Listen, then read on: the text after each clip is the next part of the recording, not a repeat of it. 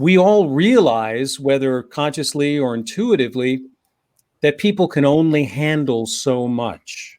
And I think that's really important, is having a very clear understanding of what is it that I want them to take away from this exchange. It could be overall the general overarching theme of a sales call or of a trial, but it could also be broken down into segments within that build to something bigger. I found out through trying cases, through talking to other people, through reading things, is just what you said, Paul, that people are unable to process massive amounts of information that you throw at them, whether that be, something that you're verbally presenting, or if you've got a PowerPoint slide and it's crowded with too much information.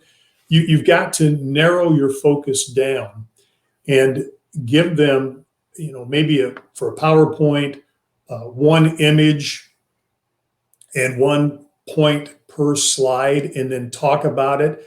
Because people learn much better if they can see an image and associate that with a concept than if they just are listening to you ramble. I think inevitably, it's the old kind of, taking a moment to listen, to make sure they understand you're listening.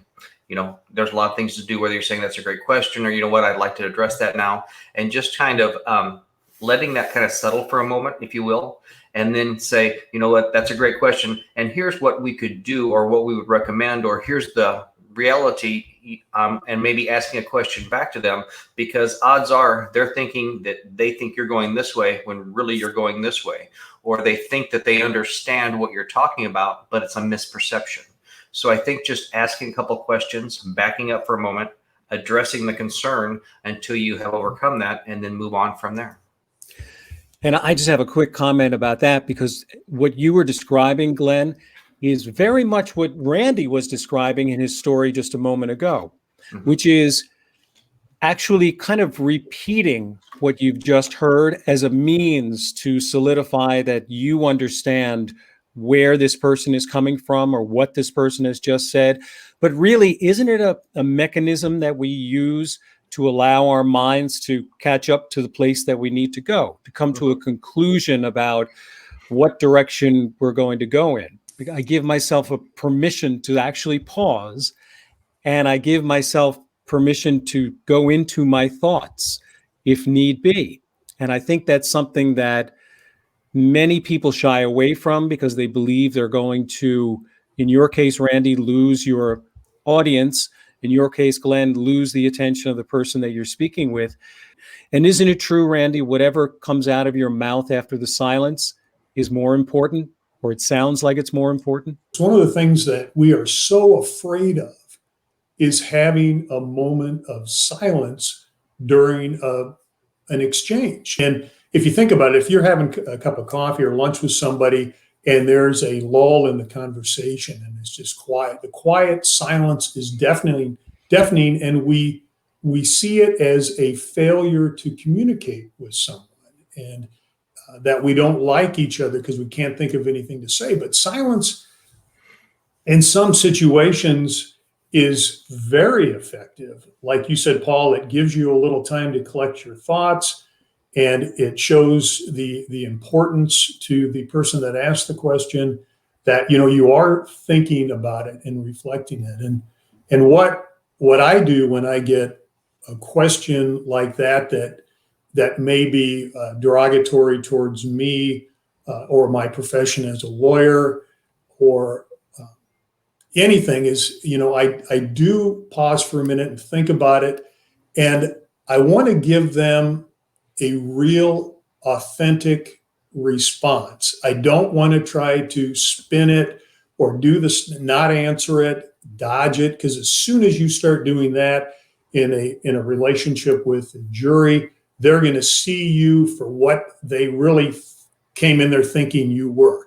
Because nobody really thinks that lawyers are honest, straightforward people. They see us as being right in the level of used car salesmen and politicians, and they don't give us a lot of credibility. So if we act in conformity with that pre-existing belief that we're not to be trusted and we're slimy and shady, it's just going to phase Go right into that. I'm going to include salespeople in there with that group of attorneys and politicians and used car people. Because anytime you are the status quo and you're just selling people and you just do, I need to borrow a quote from Antonio, when you show up and throw up and just constantly sell to someone instead of building some rapport, asking some questions, being actually a solution provider versus a salesperson, then you can set yourself apart. So it doesn't really matter what you're doing in life. It's always easy to set yourself apart when you're being authentic and when you have more concern for the person on the other side of the desk instead of for you. And then I think it goes a long ways in anything you're doing. When we make decisions, do we make decisions based on logic or emotion?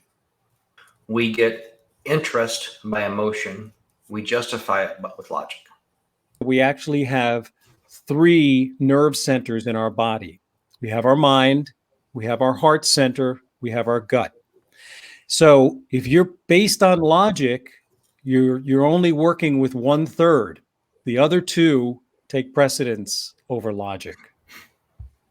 I think feelings always trump facts. I think we make all our decisions on emotion. And like you said, Glenn, then we justify it with facts. When I present things, I want the jury to tap in to that emotional side. In a decision-making sense, you always want to tell the jury that the decision that they will make is not only the right decision for this case, but that it is a decision that's good for everyone in the community.